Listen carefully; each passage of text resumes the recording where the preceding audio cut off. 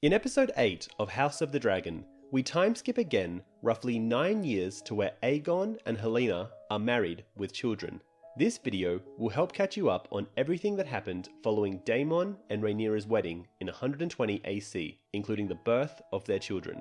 Yet hardly had Sir Otto arrived at the Red Keep to take on the handship that word reached court that Princess Rhaenyra had remarried, taking to husband her uncle, Daemon Targaryen. The princess was 23, Prince Daemon 39. King, court, and commons were all outraged by the news. Neither Daemon's wife nor Rhaenyra's husband had been dead even half a year. To wed again so soon was an insult to their memories, His Grace declared angrily. The marriage had been performed on Dragonstone, suddenly and secretly.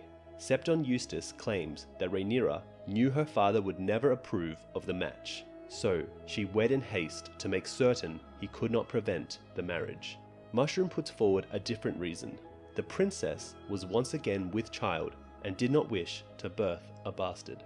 And thus that dreadful year 120 AC ended as it began, with a woman labouring in childbirth. Princess Rhaenyra's pregnancy had a happier outcome than Lady Laena's had.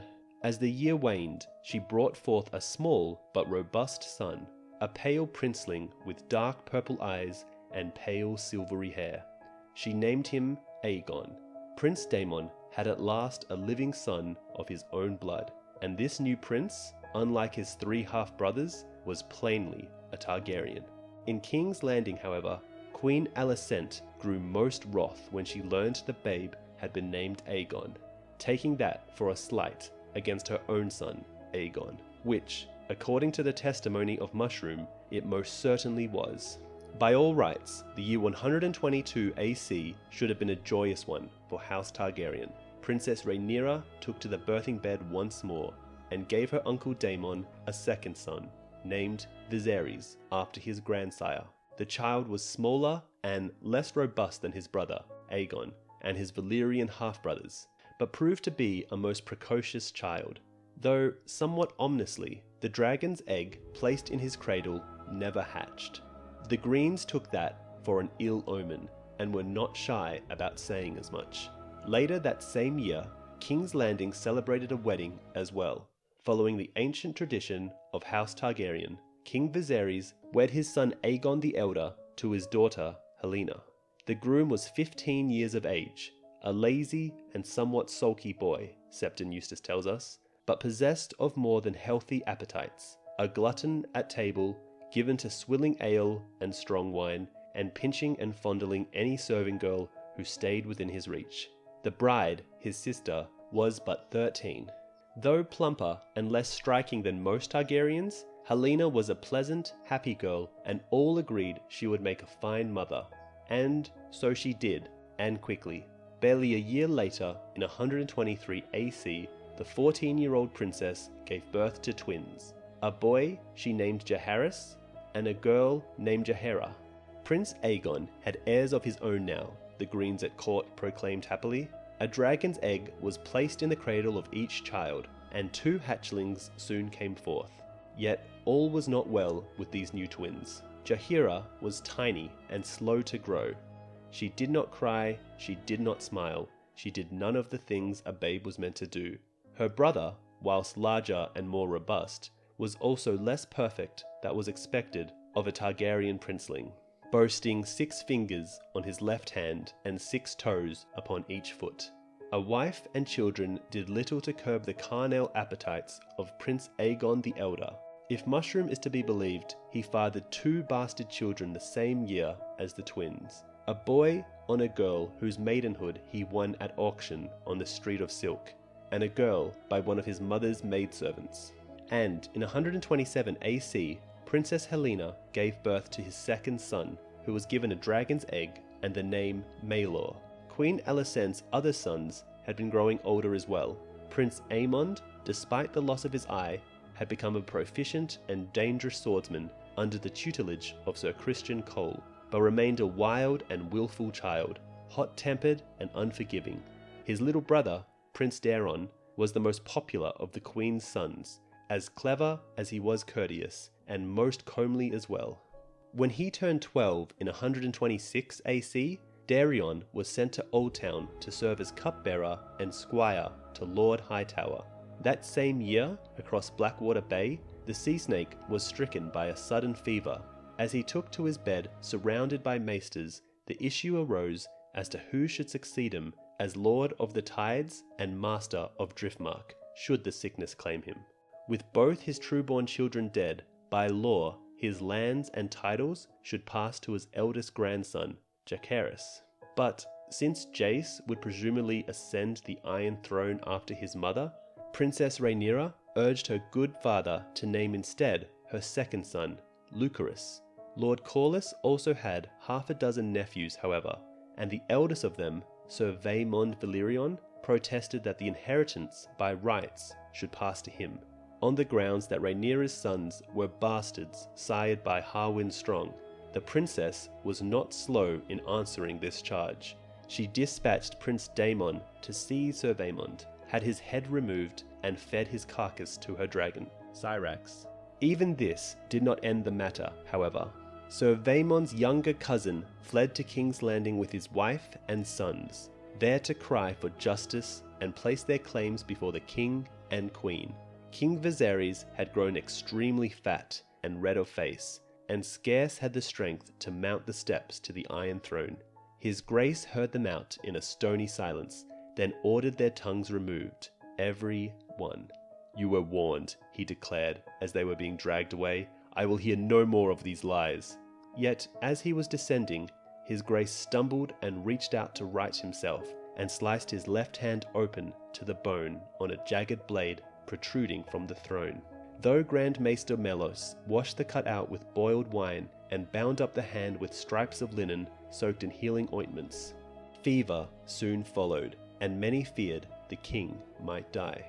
Only the arrival of Princess Rhaenyra from Dragonstone turned the tide, for with her came her own healer, Maester Gerides, who acted swiftly to remove 2 fingers from his Grace's hand to save his life. Though much weakened by his ordeal, King Viserys soon resumed the rule. To celebrate his recovery, a feast was held on the first day of 127 AC. The princess and the queen were both commanded to attend, with all their children. In a show of amity, each woman wore the other's colour, and many declarations of love were made, to the king's great pleasure. Prince Daemon raised a cup to Sir Otto Hightower and thanked him for his leal service as hand. Sir Otto, in turn, spoke of the prince's courage, whilst Alicent's children and Rhaenyra's greeted one another with kisses and broke bread together at table. Or so the court chronicles record. Yet late in the evening, after King Viserys had departed, for his grace still tired easily, Mushroom tells us that Aemond One-Eye rose to toast his Valyrian nephews, speaking in mock admiration of their brown hair, brown eyes, and strength. "I have never known anyone so strong as my sweet nephews," he ended. "So let us drain our cups to these 3 strong boys." Still later, the fool reports Aegon the Elder took offence when Jacaerys asked his wife Helaena for a dance. Angry words were exchanged, and the 2 princes might have come to blows if not for the intervention of the Kingsguard. Whether King Viserys was ever informed of these incidents, we do not know, but Princess Rhaenyra and her sons returned to their own seat on Dragonstone the next morning. After the loss of his fingers, Viserys I never sat upon the Iron Throne again.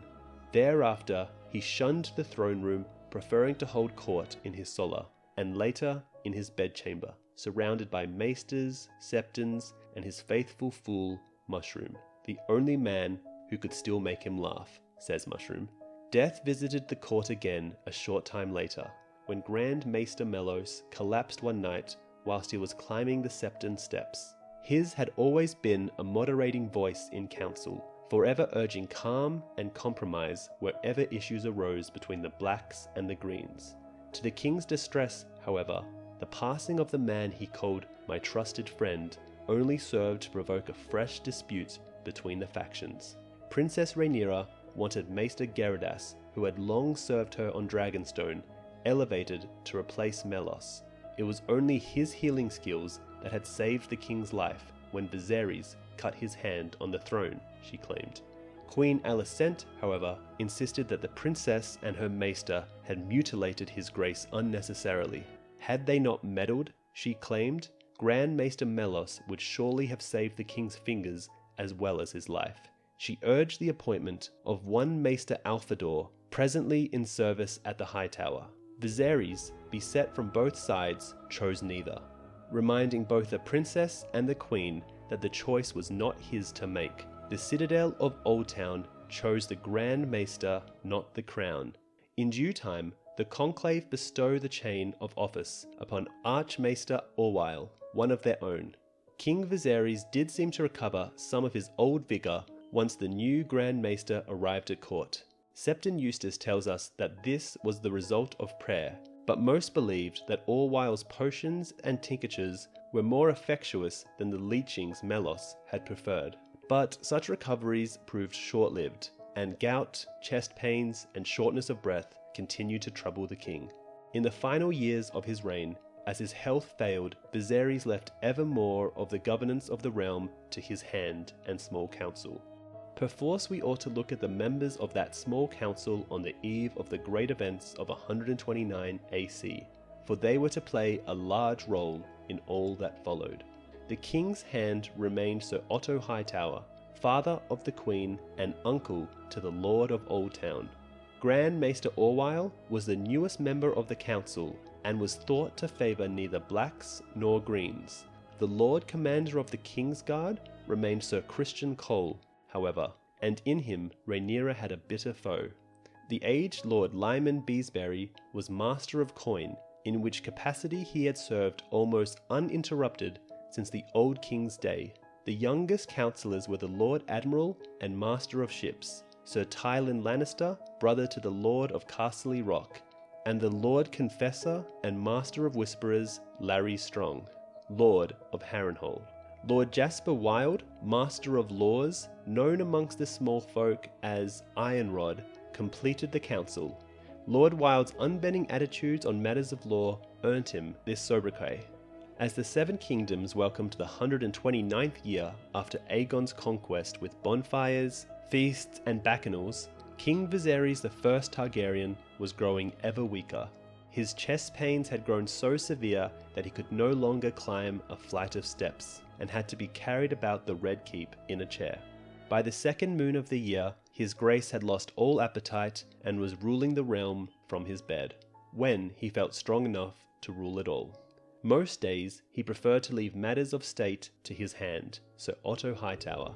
On Dragonstone, meanwhile, Princess Rhaenyra was once again great with child. She too took to her bed.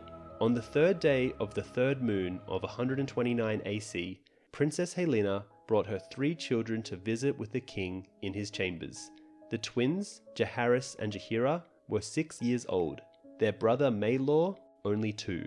His grace gave the babe a pearl ring off his finger to play with, and told the twins the story of how their great-great-grandsire and namesake Jaehaerys had flown his dragon north to the wall to defeat a vast host of wildlings, giants and wargs. Though the children had heard the story a dozen times before, they listened attentively. Afterward, the king sent them away, pleading weariness and a tightness in his chest. Then Viserys of House Targaryen, the first of his name, king of the Andals, the Rhoynar, and the First Men, lord of the 7 kingdoms and protector of the realm, closed his eyes and went to sleep. He never woke. He was 52 years old and had ruled over most of Westeros for 26 years. Then the storm broke and the dragons danced. Now, we had problems with last week's video, so in case you missed that, we've added on here to show the differences from the last week's episode. Lady Laena's death was the first tragedy of 120 AC, but it would not be the last, for this was to be a year when many of the long simmering tensions and jealousies that had plagued the 7 kingdoms finally came to a boil. A year when many and more would have reason to wail and grieve and rend their garments, though none more than the sea snake, Lord Corlys Velaryon, and his noble wife, Princess Rhaenys, she who might have been a queen. The Lord of the Tides and his lady were still in mourning for their beloved daughter when the stranger came again to carry off their son. Sir Laenor Velaryon, husband to the Princess Rhaenyra and the putative father of her children, was slain whilst attending a fair in Spicedown, stabbed to death by his friend and companion Sir Carl Corey. The two men had been quarrelling loudly before blades were drawn. Merchants at the fair told Lord Valyrion when he came to collect his son's body. Corey had fled by then, wounding several men who tried to hinder him. Some claimed a ship had been waiting for him offshore. He was never seen again. The circumstances of the murder remain a mystery to this day. Grand Maester Melos writes only that Sir Laenor was killed by one of his own household knights after a quarrel. Septon Eustace provides us with the killer's name and declares jealousy the motive for the slaying. Laenor Valyrion had grown weary of Sir Carl's companionship and had grown enamoured of a new favourite, a handsome young squire of 6 and 10. Mushroom, as always, favours the most sinister theory, suggesting that Prince Daemon paid Carl Corey to dispose of Princess Rhaenyra's husband, arranged for a ship to carry him away, then cut his throat and fed him to the sea. A household knight of relatively low birth, Corey was known to have a lord's taste and a peasant's purse, and was given to extravagant wagering besides, which lends a certain credence to the fool's version of events. Yet there was no shed of proof, then or now, though the sea snake offered a reward of 10,000 golden dragons for any man who could lead him to Sir Carl Corey, or deliver the killer to a father's vengeance. Even this was not the end of the tragedies that would mark that dreadful year. The next occurred at high tide, after Sir Laenor's funeral, when king and court made the journey to Driftmark to bear witness at his pyre, many on the backs of their dragons. So many dragons were present that Septon Eustace wrote that Driftmark had become the new Valyria. The cruelty of children is known to all. Prince Aegon Targaryen was 13, Princess Helena 11, Prince Aemond 10, and Prince Daeron 6. Both Aegon and Helena were dragon riders. Helena now flew Dreamfire, the she-dragon who had once carried Rhaenyra, whilst her brother Aegon's young Sunfire was said to be the most beautiful dragon ever seen upon the earth. Even Prince Daeron had a dragon, a lovely blue she-dragon named Tesserin, though he had yet to ride. Only the middle son, Prince Aemond, remained dragonless, but his grace had hopes of rectifying that, and had put forward the notion that perhaps the court might sojourn at Dragonstone after the funeral. A wealth of dragon's eggs could be found beneath the Dragonmont, and several young hatchlings as well. Prince Aemond could have his choice, if the lad is bold enough. Even at 10, Aemond Targaryen did not lack for boldness. The king's jibe stung, and he resolved not to wait for Dragonstone. What did he want with some puny hatchling or some stupid egg? Right there at high tide was a dragon worthy of him, Vhagar, the oldest, largest, most terrible dragon in the world. Even for a son of House Targaryen, there are always dangers in approaching a dragon, particularly an old, bad-tempered dragon who has recently lost her rider. His father and mother would never allow him to go near Vhagar, Aemon knew, much less try to ride her, so he made certain they did not know. Sliding from his bed at dawn, whilst they still slept, and stealing down to the outer yard where Vhagar and the other dragons were fed and stabled, the prince had hoped to mount Vhagar in secrecy. But as he crept up to the dragon, a boy's voice rang out, "You, stay away from her!" The voice belonged to the youngest of his half-nephews, Joffrey Valyrion, a boy of 3. Always an early riser, Joff had sneaked down from his bed to see his own young dragon, Triax. Afraid that the boy would raise the alarm, Prince Aemon shouted at him to be quiet, then shoved him backward into a pile of dragon droppings. As Joff began to bowl, Aemon raced to Vhagar and clambered up onto her back. Later he would say that he was so afraid of being caught that he forgot to be frightened of being burnt to death and eaten. And the boy prince, Aemon Targaryen, became a dragon rider, circling twice around the towers of high tide before coming down again. But when he landed, Rhaenyra's sons were waiting for him. Joffrey had run to get his brothers when Aemon took to the sky, and both Jace and Luke had come to his call. the Velaryon princelings were younger than Aemond. Jace was 6, Luke 5, Joff only 3, but there were 3 of them, and they had armed themselves with wooden swords from the training yard. Now they fell on him with a fury. Aemond fought back, breaking Luke's nose with a punch, then wrenching the sword from Joff's hands and cracking it across the back of Jace's head, driving him to his knees. As the younger boys scrambled back away from him, bloody and bruised, the prince began to mock them, laughing and calling them the Strongs. Jace, at least, was old enough to grasp the insult. He flew at Aemond once again, but the older boy began pummeling him savagely, until Luke, coming to the rescue of his brother, drew his dagger and slashed Aemond across the face, taking out his right eye. By the time the stable boys finally arrived to pull apart the combatants, the prince was writhing on the ground, howling in pain, and Vhagar was roaring as well. Afterward, King Viserys tried to make a peace, requiring each of the boys to tender an apology to his rivals on the other side. But these courtesies did not appease their vengeful mothers. Queen Alicent demanded that one of Lucerys Velaryon's eyes should be put out for the eye he had cost Aemond. Princess Rhaenyra would have none of that, but insisted that Prince Aemond should be questioned sharply until he revealed where he had heard her sons called Strongs. To so name them was tantamount to saying they were bastards with no rights of succession, and that she herself was guilty of high treason.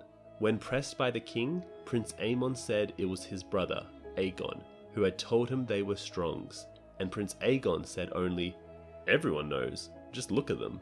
King Viserys finally put an end to the questioning, declaring he would hear no more. No eyes would be put out, he decreed, but should anyone, man or woman or child, noble or common or royal, mock his grandsons as Strongs again, their tongues would be pulled out with hot pincers. His grace further commanded his wife and daughter to kiss and exchange vows of love and affection, but their false smiles and empty words deceived no one but the king. As for the boys, Prince Aemond said later that he lost an eye and gained a dragon that day, and counted it a fair exchange. To prevent further conflict and put an end to these vile rumours and base calumnies, King Viserys further decreed that Queen Alicent and her sons would return with him to court, whilst Princess Rhaenyra confined herself to Dragonstone with her sons. Henceforth, Sir Eric Cargyle of the Kingsguard would serve as her sworn shield, whilst Breakbones returned to Harrenhal. These rulings pleased no one, Septon Eustace writes. Mushroom demurs. One man, at least, was thrilled by the decrees, for Dragonstone and Driftmark lay quite close to one another, and this proximity would allow Daemon Targaryen ample opportunity to comfort his niece, Princess Rhaenyra, unbeknownst to the king. Though Viserys I would reign for 9 more years, the bloody seeds of the Dance of the Dragons had already been planted, and 120 AC was the year when they began to sprout. The next to perish were the elder Strongs. Lionel Strong, Lord of Harrenhal and Hand of the King, accompanied his son and heir, Sir Harwin, on his return to the great, half-ruined castle on the lakeshore. Shortly after their arrival, a fire broke out in the tower where they were sleeping, and both father and son were killed, along with 3 of their retainers and a dozen servants. The cause of the fire was never determined. Some put it down to simple mischance, whilst others muttered that Black Harren's seat was cursed and brought only doom to any man who held it. Many suspected the blaze was set intentionally. Mushroom suggests that the sea snake was behind it, as an act of vengeance against the man who had cuckolded his son. Septon Eustace, more plausibly, suspects Prince Daemon, removing a rival for Princess Rhaenyra's affections. Others have put forth the notion that Larry's clubfoot might have been responsible. With his father and elder brother dead, Larry Strong became the Lord of Harrenhal. The most disturbing possibility was advanced by none other than Grand Maester Melos, who muses that the king himself might have given the command. If Viserys had come to accept that the rumours about the parentage of Rhaenyra's children were true, he might well have wished to remove the man who had dishonoured his daughter. lest he somehow reveal the bastardy of her sons. Were that so, Lionel Strong's death was an unfortunate accident, for his lordship's decision to see his son back to Harrenhal had been unforeseen. Lord Strong had been the king's hand, and Viserys had come to rely upon his strength and counsel. His grace had reached the age of 43, and had grown quite stout. He no longer had a young man's vigour, and was afflicted by gout, aching joints, back pain, and a tightness in the chest that came and went, and oft left him red-faced and short of breath. The governance of the realm was a daunting task. The king needed a strong, capable hand to shoulder some of his burdens. Briefly, he considered sending for Princess Rhaenyra. Who better to rule with him than the daughter he meant to succeed him on the Iron Throne? But that would have meant bringing the princess and her sons back to King's Landing, where more conflict with the queen and her own brood would have been inevitable. He considered his brother as well, until he recalled Prince Daemon's previous stints on the small council. Grand Maester Melos suggested bringing in some younger man, and put forth several names, but his grace chose familiarity, and recalled to court Sir Otto Hightower, the Queen's father, who had filled the office before for both Viserys and the Old King.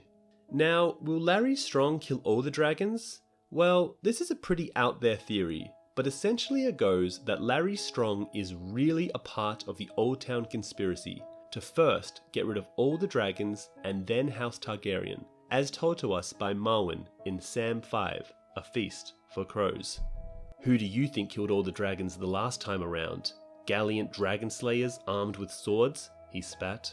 The world the Citadel is building has no place in it for sorcery or prophecy or glass candles, much less for dragons. So Marwyn seems to think that the Maesters and Old Town are responsible for the downfall of House Targaryen.